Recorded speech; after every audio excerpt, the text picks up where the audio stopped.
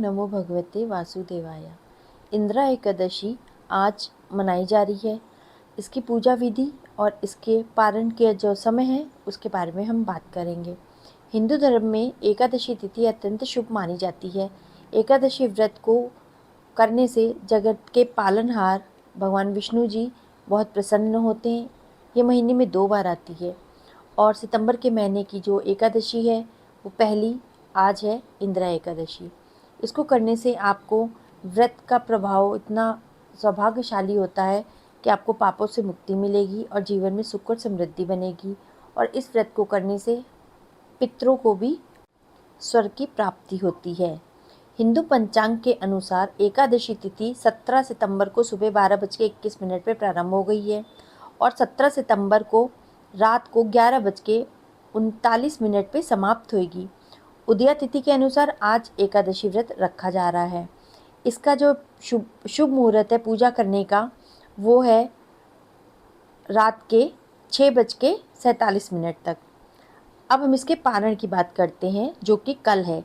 हिंदू धर्म में एकादशी व्रत का पारण द्वादशी तिथि के भीतर करने का विधान है। इंदिरा एकादशी व्रत का पारण 18 सितंबर को किया जाएगा। व्रत पारण का जो शुभ मुहूर्त है वह सुबह 6:07 से सुबह 8:34 तक। पारण के दिन द्वादशी समाप्त होने का जो समय है वो है रात को 11:24 पे। इंदिरा एकादशी में कुछ उपाय हैं जिनको करने से लक्ष्मी माता और भगवान विष्णु जी बहुत प्रसन्न होते हैं। इसके बाद तुलसी पूजन भी हमें ज़रूर करना चाहिए। मानता है कि इससे धन धान्य में वृद्धि होती है। सुबह और शाम दोनों समय हमें तुलसी के पौधे के सामने घी का दिया जलाना चाहिए। अगर आपने सुबह नहीं जलाया तो कोई बात नहीं, अब शाम को 6 बजे के बाद दिया जला दीजिए। ऐसा करने से माता लक्ष्मी प्रसन्न होती हैं। इस प्रकार से ये मुहूर्त आपके लिए हैं जो कि बहुत ही शुभ है। इस समय करने से आपको सारे सुखों की प्राप्ति होगी। पितरों को जो है उनको भी स्वर्ग की प्राप्ति होगी। और जो बोला जाता है कि आज के दिन आप दान धर्म करिए, उससे बहुत ज़्यादा प्रसन्न होते हैं विष्णु भगवान और लक्ष्मी मैया। अब मैं आपको कथा सुनाती हूँ। कथा जो कि इस प्रकार है। युधिष्ठिर ने भगवान मधुसूद से पूछा कि कृपा करके मुझे ये बताइए कि अश्विन के कृष्ण पक्ष में कौन सी एकादशी होती है। तो भगवान श्री कृष्ण ने बोला कि अश्विन के कृष्ण पक्ष में इंदिरा नाम की एकादशी होती है। युधिष्ठिर ने भगवान मधुसूदन जी से कहा कि हे प्रभु, ये एकादशी किस प्रकार की है, मुझे कृपा कर बताइए। तो भगवान श्री कृष्ण बोले कि इस एकादशी के व्रत के प्रभाव से बड़े बड़े पापों का नाश हो जाता है। नीच योनि में पड़े हुए पितरों की भी यह एकादशी संतुष्टि प्रदान करती है, मुक्ति दिलाती है उनको। कथा इस प्रकार है। सत्ययुग में इंद्रसेन नाम से विख्यात राजा थे। इंद्रसेन एक बहुत ही प्रतापी राजा था। राजा अपनी प्रजा का पालन पोषण अपनी संतान के समान करता था। राजा के राज्य में किसी भी चीज़ की कोई कमी नहीं थी। राजा भगवान विष्णु जी के परम उपासक थे। एक दिन अचानक नारद मुनि का राजा इंद्रसेन की सभा में आगमन हुआ। नारद मुनि राजा के पिता का संदेश लेके पहुँचे थे। इसके बाद वे इस प्रकार बोले कि मैंने तुम्हारे पिता को देखा था। वे व्रत भंग के दोष से नरक आए थे।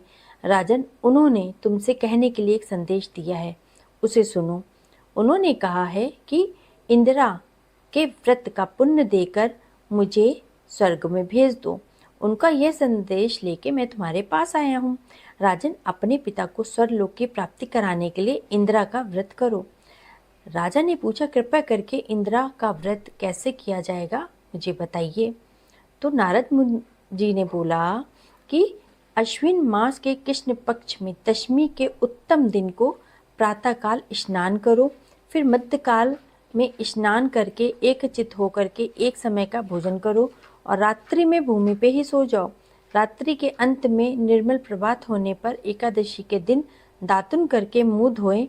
इसके बाद भक्ति भाव से निर्मित होकर के आप मंत्र करते हुए उपवास का नियम ग्रहण करें।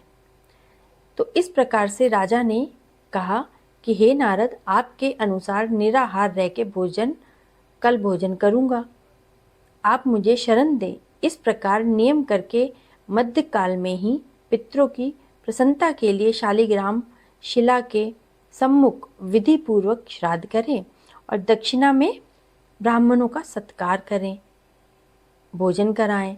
पितरों को दिए हुए अन्न में पिंड को सूंघकर विद्वान पुरुष गाय को खिला दें। फिर भगवान का पूजन करके रात्रि में उनके समीप बैठ के जागरण करें। सुबह होने पे द्वादशी के दिन पुनः भक्ति पूर्वक श्री हरि की पूजा करें। इसके बाद ब्राह्मणों को भोजन कराएं। भाई बंधु नाती पुत्र आदि के साथ स्वयं भोजन भी करें। नारद जी ने कहा कि इस तरह से व्रत रखने से तुम्हारे पिता को मोक्ष की प्राप्ति हो जाएगी और उन्होंने श्री हरि के चरणों में उनको जगह मिल जाएगी। राजा इंद्रसेन ने नारद जी के कहे अनुसार इंदिरा एकादशी का व्रत किया, जिसके पुण्य से उनके पिता को मोक्ष की प्राप्ति हो गई और वो श्री हरि के पास वैकुंठ चले गए। इंदिरा एकादशी के पुण्य प्रभाव से राजा इंद्रसेन को भी मृत्यु के बाद वैकुंठ की प्राप्ति हुई। तो इस प्रकार से इस व्रत को करने से आपके तथा आपके परिवार के पितरों को भी मुक्ति मिलती है।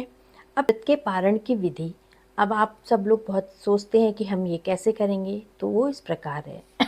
एकादशी व्रत के अगले दिन सूर्योदय से उठ के आपको पहले स्नान करना है, भगवान विष्णु की विधिवत पूजा अर्चना करनी है, भगवान विष्णु के मंत्रों का जाप करना है, या फिर विष्णु चालीसा पढ़ना है, या फिर सुनना है, या फिर आपको विष्णु सहस्त्र नाम का पाठ करना है, नहीं तो ओम नमो भगवते वासुदेवाय का पाठ कर लीजिए आप।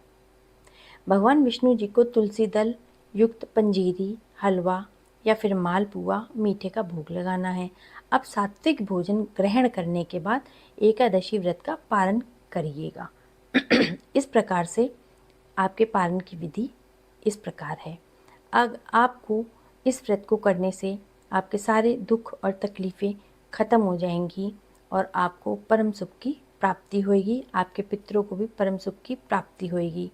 आप 17 सितंबर को इंदिरा एकादशी में कुछ उपाय हैं वो भी कर सकते हैं कि आप विष्णु चालीसा का पाठ करिए, केले के पेड़ में जल चढ़ाइए, विधिवत पूजा करें, केले के पेड़ के नीचे घी का 5 दिए जलाएं, गरीब और ब्राह्मणों को भोजन कराएं।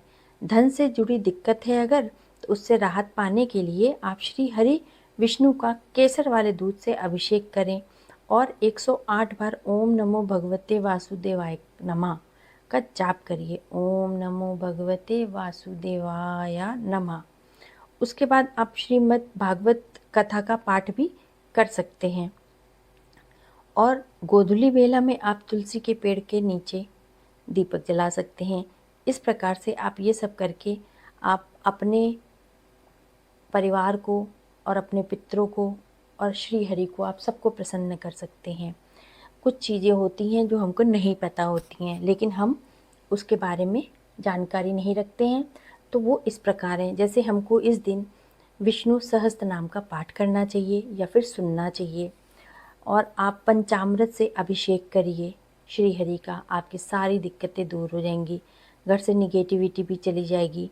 मुख्य द्वार में आप शाम को दीपक जलाइए। उसके बाद आप पीली चीज़ों का दान करिए जो कि बहुत ही शुभ होता है। विष्णु भगवान जी को चने की दाल और गुड़ का भोग लगाया जाता है। माता लक्ष्मी मैया को भी एकादशी के व्रत में पूजा जाता है, उनको श्रृंगार का सामान चढ़ाया जाता है। भजन कीर्तन करिए तो बहुत प्रसन्न होते हैं, श्री हरि और लक्ष्मी मैया दोनों प्रसन्न होते हैं। तो विष्णु भगवान जी की जय, लक्ष्मी मैया की जय। ओम नमो भगवते वासुदेवाय।